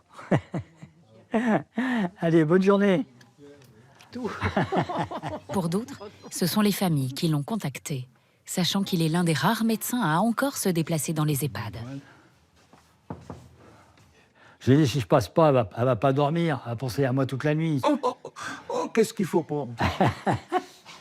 Pourquoi vous venez dans des maisons de retraite? Bah, pour leur rendre service, puis je les aime bien. On s'attache aux gens aussi. On s'entend bien tous les deux. Bon, oui. Non, vous êtes blague à part, je vous trouve très bien. Comme d'habitude. Je suis toujours impeccable. Bah ouais, c'est pour ça que je vous dis. La présence de Christian soulage les résidents, mais aussi les infirmières. Il y a bien un médecin coordonnateur, mais il ne vient qu'une demi-journée par semaine. Alors, je savais me dire. Alors, il y a des renouvellements à faire. Ouais, bah c'est la Corse, tout ça. Ouais. Quant aux médecins libéraux, comme Christian, peu d'entre eux se déplacent jusqu'ici. On va mettre des chaussettes. C'est ce qu'on a les... Mettre des bas de contention, hein. On a des résidents qui viennent en résidence permanente ici. Il y avait un médecin traitant auparavant, mais le médecin traitant ne vient pas jusqu'ici. Puis il y en a plein aussi Ils ne qui déplacent sont pas, plus domicile. ils emmerdent de se Oui. déplacer. Ouais, c'est vrai. Ça reste une perte de temps. Christian consacre au total 80 heures par semaine à ses patients et ne s'accorde qu'un seul jour de repos, le dimanche. Une disponibilité que les patients ont du mal à retrouver avec la jeune génération. Même s'ils affluent dès qu'un nouveau médecin arrive dans un désert médical. À la souterraine dans la Creuse, après 6 mois d'activité à la maison de santé, Juliana suit déjà 600 patients. Allez, je vais aller mettre mon masque. Et ensuite... Ah, Madame Tudo. On va dans mon nouveau bureau. Venez avec moi. Madame Tudo est arrivée dans la Creuse il y a 1 an et demi. Vous êtes la première, hein. Vous inaugurez. Dans les premiers temps, quand elle tombait malade, c'était la galère. Comment ça va? Globalement, ça se passe bien, la cicatrisation se passe bien, il n'y a pas de suintement. Jusqu'à l'arrivée de Juliana. Avant de Juliana, comment vous faisiez? Médecin remplaçant. Médecin remplaçant. Sinon, auquel cas, les urgences. Et les urgences ne sont pas à côté non plus. Si on va aller aux urgences, c'est garé. C'est minimum une demi-heure. Moi, j'ai vécu, je suis allée aux urgences l'année dernière. Le temps que les pompiers arrivent, le temps d'être prise en charge, a été très long. Donc oui, on est dans un désert médical complet. Et ça fera 9 €. Merci, madame. À bientôt. Non, pas trop. Non, pas trop. Ces derniers mois, comme elle, 2 autres médecins sont arrivés dans la maison de santé et c'est peu dire qu'ils étaient très attendus. L'info a circulé dans toute la Creuse. Ce matin, allez-y, entrez. Cette retraitée n'a pas hésité à faire 45 minutes de route pour rencontrer Juliana. C'est la première fois qu'on se voit, nous. Oui, c'est ça. Je vais Ok. vous expliquer. Ben oui, allez-y. Mon médecin traitant m'a expliqué qu'elle a LCC, elle partait sur Argenton-sur-Creuse. D'accord.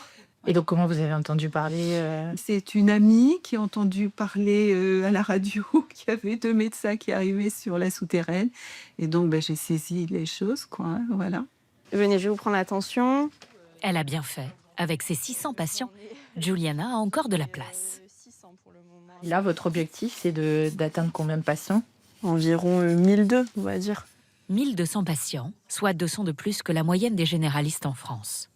14. Et encore, Juliana s'est fixé une limite.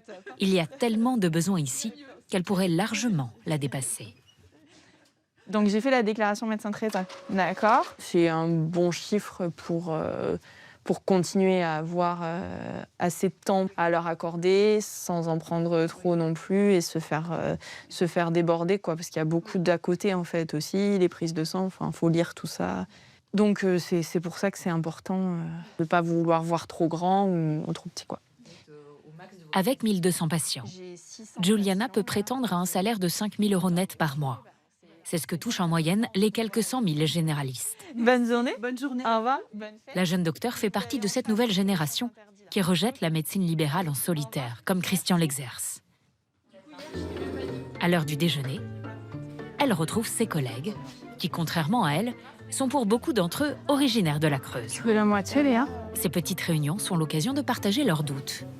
Là, il faut que je te parle d'un patient. Ça fait un moment qu'il se plaint de grosses douleurs au niveau cervical et dorsal. Je me serais jamais installée toute seule, c'était une certitude. Moi, je me serais sentie super seule, toute seule, parce que on a plein de questions. Et le fait d'être en équipe, il y a forcément quelqu'un qui est passé au moins par les mêmes galères ou qui a la réponse à la question. Enfin. Fini aussi les semaines à rallonge. Allez, salut. Même si ses journées sont bien remplies, le vendredi après-midi, elle s'offre une pause et ferme son cabinet.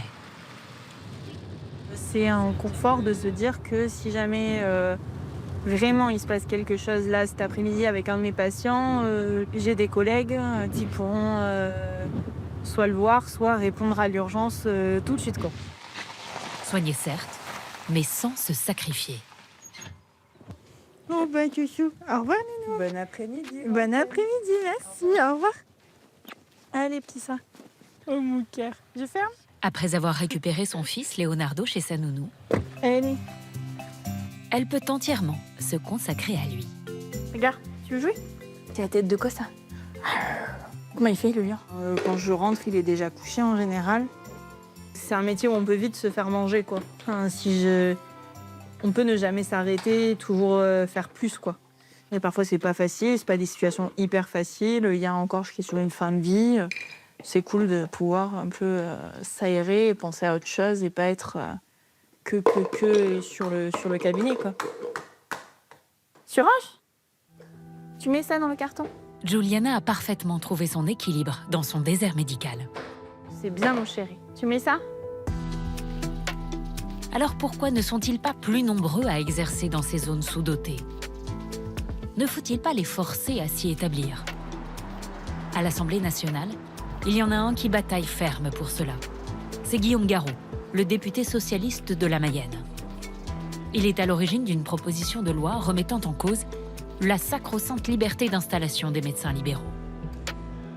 Ce que nous disons, c'est que dans certains territoires en France, ce sont les territoires du littoral, par exemple, ce sont le cœur d'agglomération également, eh bien, vous ne pourrez plus vous installer pour un temps donné, parce qu'il y a assez de médecins, il y a suffisamment de vos collègues. En revanche, allez vous installer où vous voudrez, n'importe où ailleurs, mais là où on a besoin de vous, là où il y a des patients sans médecin. Nous vous proposons d'agir. Agir par la régulation de l'installation d'abord, comme il en est pour les autres professions de santé, pour les pharmaciens, les kinés, les sages-femmes, les infirmières. L'année dernière, sa proposition de loi a été adoptée à l'Assemblée nationale, provoquant la colère du monde médical. Pas moins de 14 organisations syndicales sont vent debout contre cette réforme qu'elle qualifie d'insensée. Parmi elles, l'UFML, menée par le docteur Jérôme Marty. Je le répète à l'attention de M. Garot, c'est très difficile de répartir une pénurie. Vous pouvez répartir à l'envie quand vous avez trop d'œufs, mais là, vous n'avez pas assez d'œufs et sur tout le territoire. La CSMF, menée par le docteur de Vulder, est tout aussi révoltée. Vous allez difficilement envoyer de gré ou de force des médecins aller travailler dans des territoires où on n'y trouve plus d'écoles, plus de services publics, pas de nounou, pas de crèche. On ne peut pas faire porter tous les maux de la société sur ces jeunes médecins. Le bras de fer est loin d'être terminé. Si Guillaume Garot a gagné le premier round, sa proposition doit encore être débattue au Sénat dans les prochaines semaines. Contrairement aux médecins, une autre catégorie de soignants a accepté que l'État remette en cause sa liberté d'installation. Les infirmières et infirmiers libéraux. Depuis 2009, pour mieux les répartir sur le territoire, ils ne peuvent plus exercer librement dans des régions où ils sont déjà nombreux. De toute façon, Marie, l'infirmière qui sillonne les routes de Lozère, ne se voyait pas exercer ailleurs que dans son désert médical.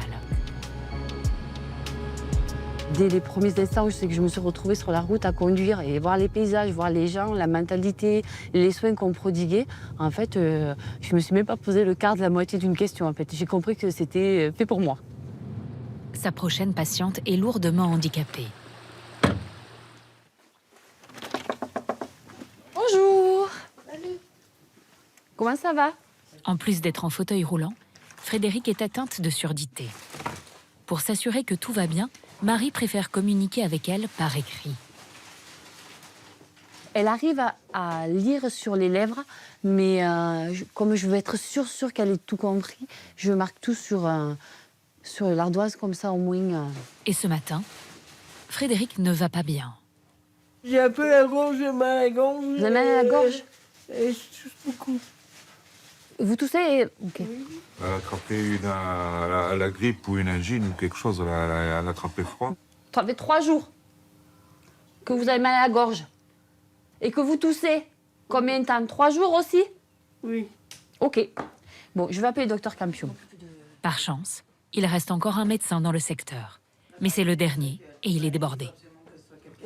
Il est seul à gérer un secteur qui est assez large quand même. Donc il se peut qu'il ne me réponde pas parce qu'il est en consultation. Je vais lui laisser un message. Marie a l'habitude de travailler main dans la main avec lui. Et si c'est elle qui l'appelle? Oui, bonjour, Cédric, c'est Marie. Je t'appelle au sujet de... Il y a de fortes chances que le médecin se déplace rapidement, malgré un emploi du temps chargé. Elle a une toux grasse et elle se plaint de maux de gorge. Voilà, si tu pouvais passer assez rapidement, merci beaucoup. Marie ne peut pas rester. Ok. D'autres patients l'attendent. Au revoir, bonne journée. Merci, au revoir. Elle passe le relais au docteur Cédric Campion, qui arrive 4 heures plus tard. Toc toc. Il a réussi à se libérer entre 2 consultations. Alors, malade? Depuis combien de temps elle est malade? 3-4 jours, ouais.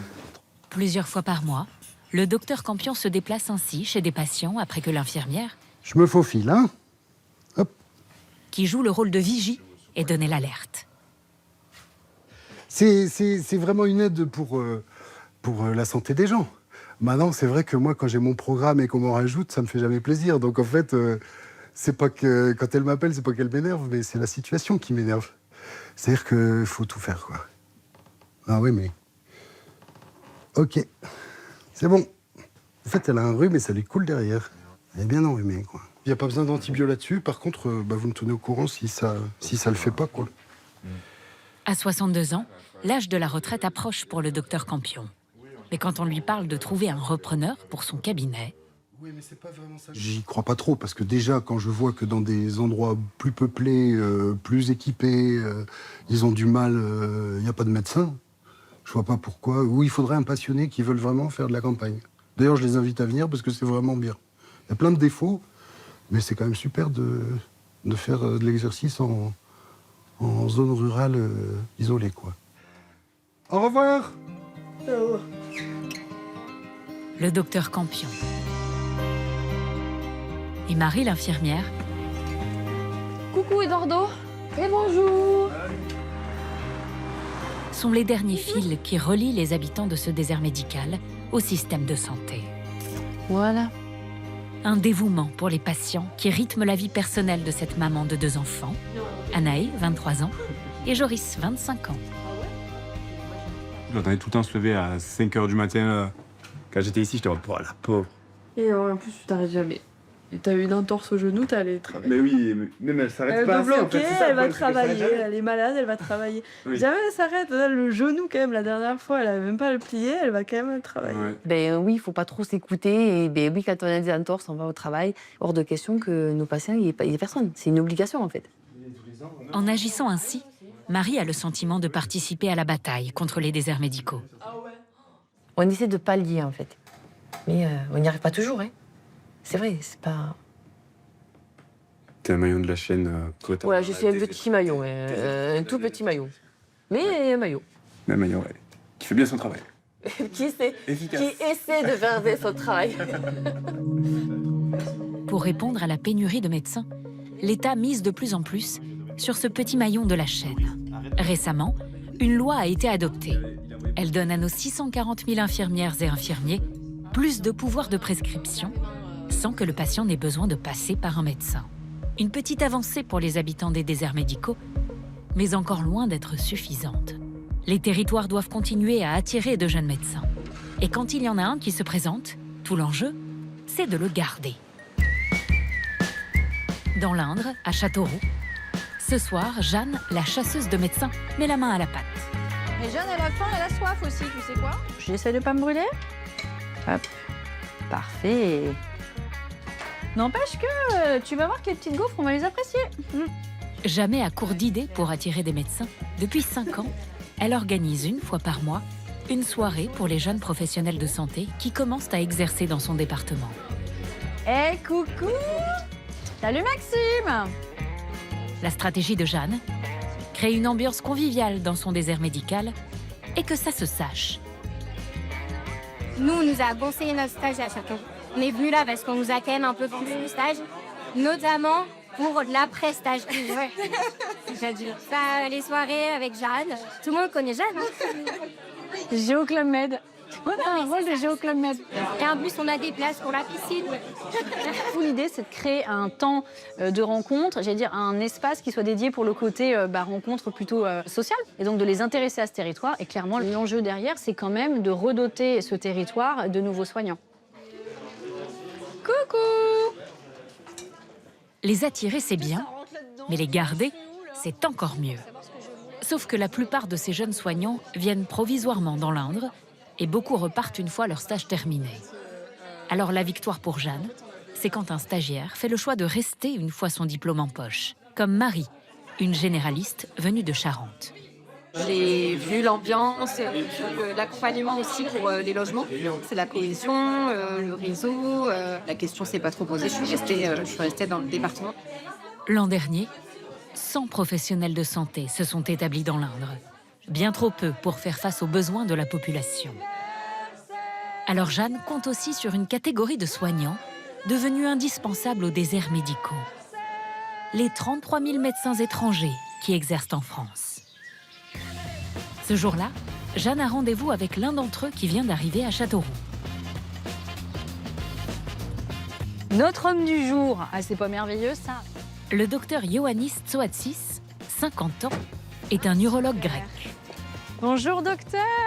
Il a été embauché il y a 3 mois par l'hôpital. On est à l'heure, vous êtes prêts? Vous avez terminé les consultations? Allez, je vous emmène. On a rendez-vous avec l'agent immobilier. On y go. Et depuis, il ne chôme pas. À tel point qu'il a fait appel à Jeanne pour trouver un logement. Oui, donc là, vous avez démarré les consultations, le bloc. Donc les journées, elles sont très, très chargées. L'activité est montée si vite que j'avais du mal à organiser ma vie à l'extérieur de l'hôpital. C'est pour ça qu'on est obligé de faire cette visite. Parce que jusque-là, malheureusement, avec des journées longues et des nuits longues au bloc opératoire, je n'ai pas eu le temps. Pour lui faciliter la vie et l'aider à trouver un appartement, Jeanne s'en est remise à une amie agent immobilier. Bonjour Virginie. Tu vas bien? Je te présente Dr Tsoatsis, voilà. Jeanne lui déroule le tapis rouge, car des médecins comme lui, les territoires se les arrachent. Arrivé en France il y a 12 ans, il est déjà passé par Marseille, Vendôme ou encore Dunkerque, son dernier poste. Et il a eu des propositions à Nevers dans la Nièvre, Lannion en Bretagne ou encore Lisieux en Normandie, pour finalement atterrir à Châteauroux. C'est la première fois que je croise une agence comme ça. Vous savez, Dunkerque, ça n'existait pas. On m'a laissé faire tout ça tout seul. Depuis son arrivée à Châteauroux, le médecin vit dans un Airbnb. Donc vous, le logement, il est juste là.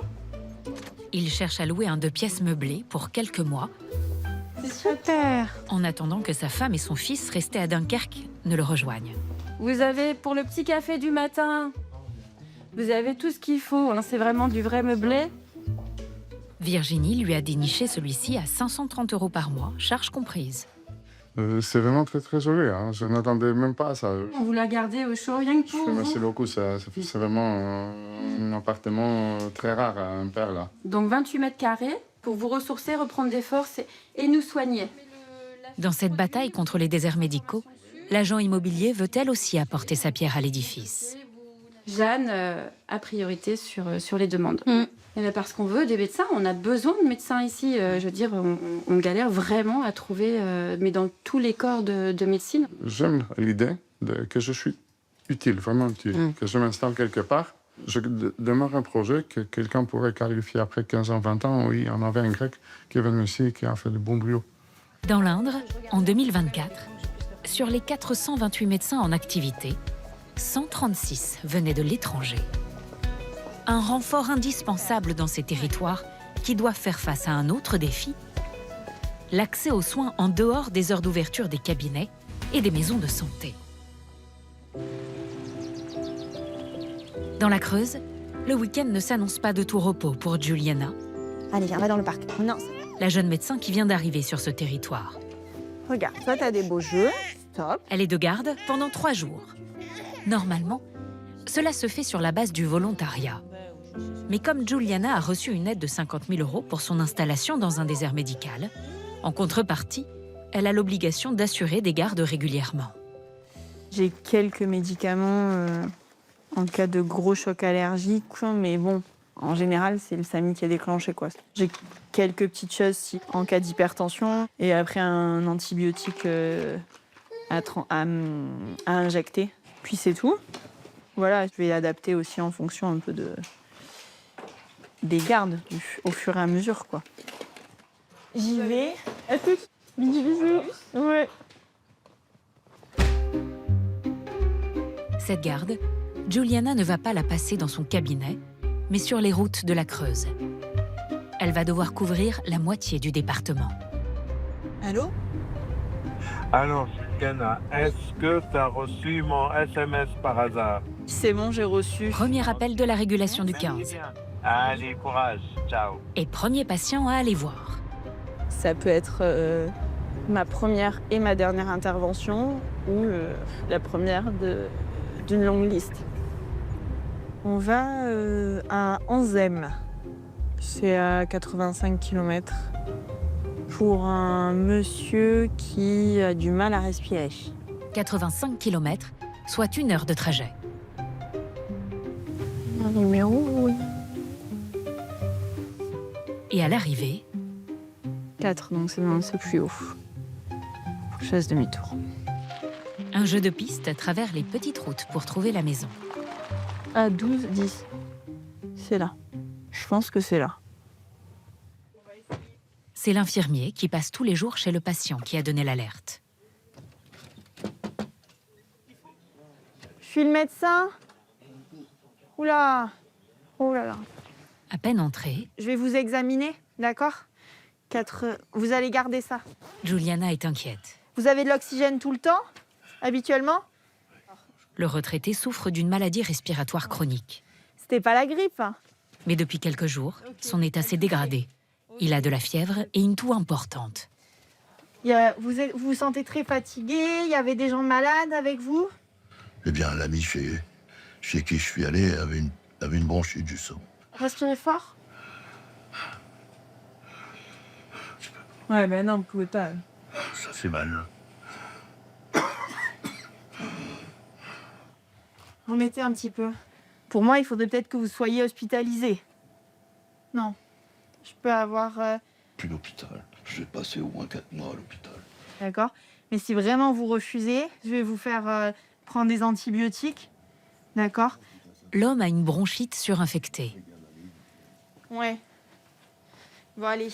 Il devrait être hospitalisé, mais Juliana n'a pas le pouvoir de le contraindre. Ça m'embête quand même un peu. Mais bon, écoutez, de toute façon, vous voulez pas. Donc, je peux pas lui botter les fesses pour le mettre dehors. Hein. Il est chez lui. En tout cas, c'est chouette que vous soyez presque. Oui, après, voilà, je fais pas de miracle. Hein. Bon. Ça va déjà un peu. Ça va déjà mieux? Je suis à moitié guéri, tu sais. Tant mieux. Au revoir. Forcément, c'est pas une prise en charge optimale, quoi. Mais si j'ai pu lui permettre de rester un peu plus à la maison, tant mieux. C'est la mission de Juliana pendant cette garde. Soigner au mieux les malades chez eux. Y a quelqu'un? Pour éviter qu'ils ne viennent encombrer les urgences. C'est une dame de 85 ans qui ne peut pas marcher. Ok. Pendant ces 3 jours, elle va parcourir 900 km sur des routes de campagne. C'est très beau, oui. Ouais. Il y a plus de vaches que d'habitants, mais c'est beau. Pour se rendre au chevet des patients. Vous avez mal aux dents? Aux articulations? Ouais, mais ça, avec la polyarthrite en plus, ça... Là, il est 23h45. Bonjour, bonsoir. Je suis le médecin de garde. Je pense que ce monsieur, il faudrait qu'il soit transféré aux urgences. Au cœur de ce désert médical, les visites de Juliana sont cruciales. Dans ce hameau, elle a été appelée à la rescousse par un père et son fils. Bonjour. Bonjour, monsieur. Allez, venez avec moi.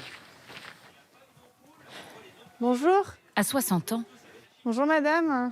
cette dame est atteinte d'un cancer de la gorge à un stade avancé. Elle ne peut presque plus parler. Vous vous sentez pas très bien, là? Vous avez mal? Oh, si, elle a mal. Elle a mal. Oui. Ben oui, ça a l'air tout enguré, ouais. Depuis ce matin, ce qu'elle a mangé. Ok. Voilà. Vous avez du mal à bouger les mains? Ça va. D'accord. Là, vous fumez toujours? Ah, ça, manger, elle veut pas, mais fumer, oui. On va vous prendre la saturation, madame. Juliana décide de mesurer son taux d'oxygène dans le sang. Putain. Ah, il faut qu'elle soit hospitalisée, là. Ah oui, là. Là, il y a très peu d'oxygène qui atteint vos poumons, hein. Très, très peu. D'accord? C'est pour ça que vous êtes très fatigué. Mais la femme ne veut pas quitter son domicile. La médecin tente de lui faire entendre raison. Il faudrait que vous alliez à l'hôpital. Comment? Vous voulez pas?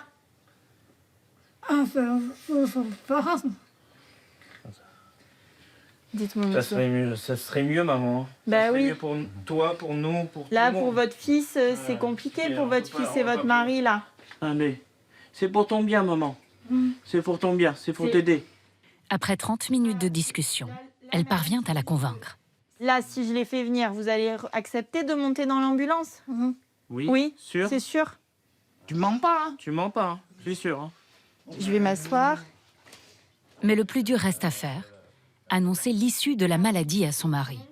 Vous savez ce qu'elle a comme maladie, Le votre... cancer. Ah, Le cancer de la gorge, en plus. d'accord. Vous avez compris qu'on va pas pouvoir la sauver. Hein. Ah non, mais là, les infirmiers nous ont... comme on a dit, on préférait que ça soit franc, on nous dit franchement que... Mais là, ses poumons, ils fonctionnent pas. Ouais. Donc, une fois que les poumons, ils arrêtent de fonctionner, après, c'est le cœur qui fonctionne plus. hein. C'est ça. Elle a 60 ans, elle n'est pas vieille. Je sais. C'est ça. C'est difficile.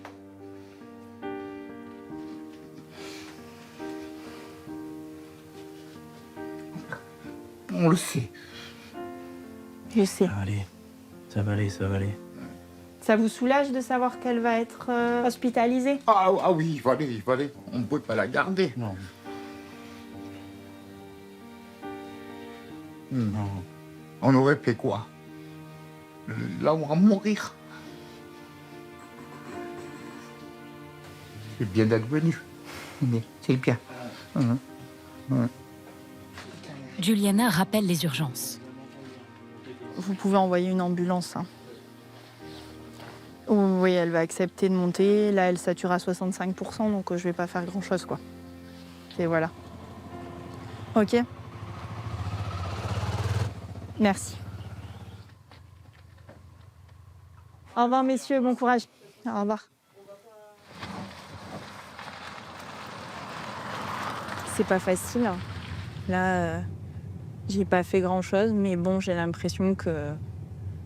En tout cas, que la famille était soulagée. Déjà, c'est pas mal. J'explique les choses comme j'aimerais que les choses elles me soient expliquées ou qu'elles soient expliquées à mes proches, quoi. C'était sa 10e et dernière visite de ces 3 jours de garde, qui s'achève le lundi matin à 8 h. Mais pas le temps de se reposer pour autant. Dans ces zones sous tension, il est fréquent que les médecins enchaînent avec leurs consultations habituelles. Comment ça va, Juliana? Ça va. Eh bien, c'était intense, fatigant, mais voilà. Comme on ne sait jamais comment la garde sera, j'ai ma journée classique qui m'attend. Oh, ça va aller. Juliana s'est engagée à exercer au minimum 5 ans dans la Creuse. De jeunes médecins comme elle qui s'installent durablement, c'est le rêve pour tous ces territoires sinistrés. Mais leur situation pourrait bientôt s'améliorer. Selon l'Ordre des médecins, dans 10 ans, en France, le nombre de praticiens devrait avoir augmenté d'environ 40%.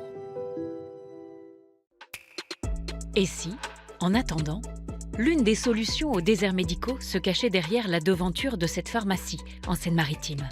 Depuis quelques mois, elle a mis en place un service étonnant. Je viens vous voir parce que je suis inquiète pour ma fille. Elle a quelque chose sur le coude et je ne sais pas ce que c'est. On va regarder le petit coude. Hop là. Ok, ça fait combien de temps qu'elle a ça? Donc là, ça fait 4 jours. Est-ce qu'elle a déjà eu ça auparavant? Non. Cynthia a essayé de joindre son médecin traitant, mais ce dernier n'avait aucune disponibilité avant 3 semaines. Ce qu'on peut vous proposer éventuellement, c'est une téléconsultation. On a une cabine dédiée à ça. Donc l'objectif, c'est de vous mettre en relation avec un médecin facilement qui va examiner la lésion de votre fille. D'accord. Pour la prendre en charge. Ok? Ok. Allez-y, madame. Je vous en prie. Bonjour. Si il n'y avait pas cette solution dans cette pharmacie, qu'est-ce que vous auriez fait concrètement? Alors après, le dernier recours, c'est d'aller aux urgences. Donc, engorgement des urgences, temps d'attente hyper long, super. mais en tout cas, vous auriez fait cette démarche-là. Oui, j'y serais allée. Vas-y, ma grande. Vous allez pouvoir suivre toutes les informations, toutes les instructions sur l'écran central. Ok. Voilà, donc insérez votre carte vitale. Tu vois le petit dessin? Une fois installé dans cette petite cabine, le patient doit créer un dossier. Stéthoscope, thermomètre, tensiomètre. Si besoin, ces outils médicaux connectés seront ensuite activés à distance par le médecin. La mère de famille devra les manipuler elle-même. Est-ce que c'est compliqué ou pas? Ça va? Pour l'instant, ça va. Je me laisse guider. J'ai dû créer le compte, etc. Ok. Là, D'accord, il me très demande bien. des informations un peu sur pourquoi je consulte. C'est plutôt facile et intuitif. Oui, pour l'instant, oui. Tu te calmes. Bah, le médecin vous appelle peut-être? Ah, j'arrive. Non, vous êtes en salle d'attente. Temps d'attente estimé inférieur à 10 minutes. Bonjour. Qu'est-ce qui se passe alors? Alors, je viens consulter parce que Notre maman avec sa petite fille démarre sa consultation en toute intimité, donc au moment privé. Cynthia va payer 25 € la consultation, sans dépassement d'honoraires. Aujourd'hui, notre petite famille a consulté sans rendez-vous. Mais les patients peuvent aussi réserver un créneau avant de venir. Alors comment ça s'est passé? Très bien. Le médecin nous a pris en ligne. Donc du coup, comme c'était un problème dermatologique, il a pu activer en fait un des appareils qui est à l'intérieur pour pouvoir faire une photo zoomée vraiment de l'image. Sur le petit coude où il y a un souci. Donc il m'a dit que j'allais être consultée ultérieurement, j'allais recevoir un message par internet. Puis le médecin m'a dit clairement que c'était pas inquiétant. Moi, ça me rassure beaucoup. Et il a une petite idée de ce que ça peut être quand même? Oui, Même s'il n'est pas dermato? Il m'a dit un pétigo. Il m'a donné ça et du coup, je peux aller récupérer à la pharmacie apparemment ce que j'ai besoin. 500 médecins, répartis à travers la France, collaborent avec cette société de téléconsultation. C'est notamment le cas de Bruno Favier, médecin généraliste basé à Paris. Est-ce que c'est une médecine complémentaire, de remplacement? C'est un des moyens d'avoir un accès aux soins. Un moyen parmi d'autres, c'est pas le seul, ça sera jamais le seul. Il n'est pas souhaitable que ce soit le seul. Et en particulier pour des personnes qui ont une faible autonomie, des gens qui ne conduisent plus, qui n'ont pas la capacité de se déplacer dans un cabinet médical. Comment on peut allier médecine d'excellence à quand même faire à des patients des choses qu'ils n'ont jamais faites, utiliser des outils. Pour certains d'entre vous, vous faites des années de médecine pour les utiliser. Voilà, il y a quand même une petite équation un peu étonnante à résoudre là. Je pense que comme toujours, quand on est dans une relation de soins, une relation humaine, il y a une mise en confiance. Deuxièmement, il y a l'explication des différents appareils. En l'occurrence, il y a des choses qu'on peut même mieux faire en téléconsultation, en consultation classique. Mieux faire, vous avez un exemple? En pédiatrie, par exemple, si vous voulez, l'enfant est à l'abri en général avec son père ou sa mère. Et il y a une espèce de confiance immédiate, finalement liée au fait que tu ne vas pas t'approcher de moi, tu ne vas pas te faire du mal, etc. Vous auriez envie, au contraire, de pousser et de mettre encore plus d'outils à disposition pour développer, quoi. On peut imaginer aussi que demain, si vous voulez, la mise à disposition de matériel encore plus sophistiqué, je parle par là, par exemple, d'échographes, guidés par le médecin, puisse faire des miracles. Merci docteur, je vous demande pas d'ordonnance aujourd'hui. En fait, vous n'êtes pas malade. Cynthia, notre mère de famille, fait désormais partie des 5 à 6 patients qui viennent chaque jour dans cette pharmacie pour utiliser la télécabine.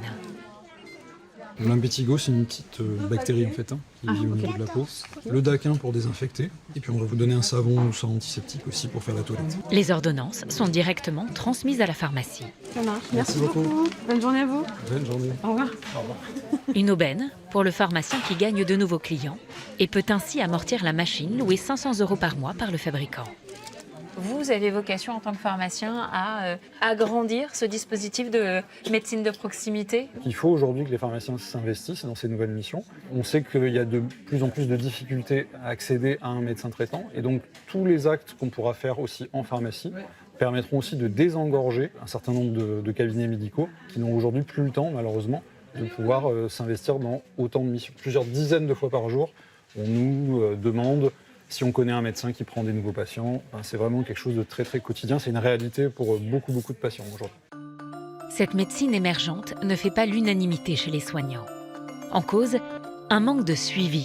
Des examens jugés parfois inutiles et coûteux. Patricia Lefébure, présidente de la Fédération des médecins de France, ne mâche pas ses mots. Toute forme de téléconsultation, centre de soins non programmés, c'est-à-dire la médecine fast-food, c'est clairement de la médecine business, de la médecine commerciale uniquement. Si vous perdez le bénéfice du repérage des pathologies derrière ou que le médecin qui vous suit se dit « Tiens, c'est quand même curieux, d'habitude il est jamais malade et là, ça fait 3 fois de suite cet hiver qu'il est malade. » Ça ne veut pas dire que c'est des choses de grave, mais voilà, c'est une petite alerte quand même qui s'allume, qui n'existe pas là. Et puis finalement, dans un nombre non négligeable de cas, je crois que ça a atteint à peu près les 20%, vont reconsulter ensuite le médecin, soit pour montrer des examens qui ont été prescrits souvent à mauvais escient d'ailleurs, soit pour avoir un avis justement du médecin qui les connaît. Ça c'est vraiment pas rare, en disant finalement je vais même pas acheter les médicaments qui m'ont été prescrits, je préfère avoir votre avis. Bon, donc ça fait 2 consultations au lieu d'une, c'est effectivement parfaitement stupide et surtout coûteux pour l'assurance maladie. Si aujourd'hui la téléconsultation est plafonnée à 20% de l'activité des médecins, le gouvernement souhaite assouplir cette restriction. Une solution pour lutter contre les déserts médicaux qui ne cessent de s'étendre. Merci à tous de nous avoir suivis. La semaine prochaine, vous retrouvez Julien Courbet pour un inédit de Capital. Et nous, on a rendez-vous dans 15 jours pour un nouveau Zone Interdite qui devrait beaucoup vous faire réfléchir. Regardez. Excès de sucre. Temps d'écran qui explose. 17h. 17h. Tu dors même plus 17h. Sommeil en chute libre. Tu dors pas comme tu voudrais dormir. Nous sommes très loin d'imaginer à quel point nos modes de vie agressent notre cerveau. Quoi? La chature, c'est comme un disque dur qui est trop fatigué. Pour la première fois dans l'histoire, nos capacités intellectuelles semblent même décliner. En fait, j'ai un peu peur d'être stupide et d'avoir le cerveau d'une huître. Comment en sommes-nous arrivés là? Et pouvons-nous inverser la tendance? Ce qui arrive à Magali, nous l'avons tous vécu un jour. Je suis en train de me dire que j'ai pas pensé à... Perdre ses mots. J'ai pas pensé à prendre... Et pas uniquement. Carte bancaire, plusieurs fois. Quoi l'autre truc que j'ai perdu? C'était mon alliance que j'ai perdue, malheureusement. Cette maman de 2 enfants est débordée par sa charge mentale. J'aimerais tellement un bouton on-off sur mon cerveau pour que des fois ça se stoppe. Mais ces petites douceurs qu'elle s'offre pour tenir le coup... Chou, tu diras pas aux enfants? N'aurait-elle pas sur elle l'effet inverse? Cette consommation excessive de sucre, elle va venir directement attaquer les cellules de notre organisme et particulièrement les neurones. Ces dernières décennies, nous avons perdu en moyenne 1h30 de sommeil par nuit. Yvan dort debout toute la journée, aux grandes dames de son épouse, Adeline. Je m'inquiète sur du long terme. Je me dis si, déjà là, il a 36 ans, il est fatigué, il est épuisé, qu'est-ce que ça va faire à 50 ans? Alors il va tenter de comprendre ce qui se passe la nuit dans son cerveau. Mais saura-t-il accepter la réponse? C'est le saturomètre. Ouais, ça c'est sûr que là, je sature, là. Là, ça suffit. À quelques semaines du bac, Léa n'arrive pas à se concentrer pour réviser. Il marche pas motivé du tout. Sa consommation d'écran en serait-elle la cause? Quand ça m'a saoulé, c'est comme ça, hop là, dans le lit. Et là, je regarde TikTok pendant beaucoup de temps. Ce drôle d'appareil pourrait lui en apprendre plus. On va enregistrer l'activité électrique du cerveau. Là maintenant, vous allez fermer les yeux pendant 3 minutes à partir du bip. On ne bouge pas, on se détend. Vous comprendrez comment ces mauvaises habitudes affectent notre concentration et notre mémoire, mais aussi comment nous pouvons protéger notre cerveau. Une enquête exceptionnelle à découvrir dans 15 jours dans Zone Interdite. Tout de suite sur M6, c'est enquête exclusive avec Bernard de la Villardière. En plein conflit au Moyen-Orient, les cours du pétrole s'affolent et ce sont les producteurs américains qui se frottent les mains. Les États-Unis vivent aujourd'hui une nouvelle ruée vers l'or noir. Mais derrière le jackpot, certains dénoncent un désastre écologique. Très bonne soirée.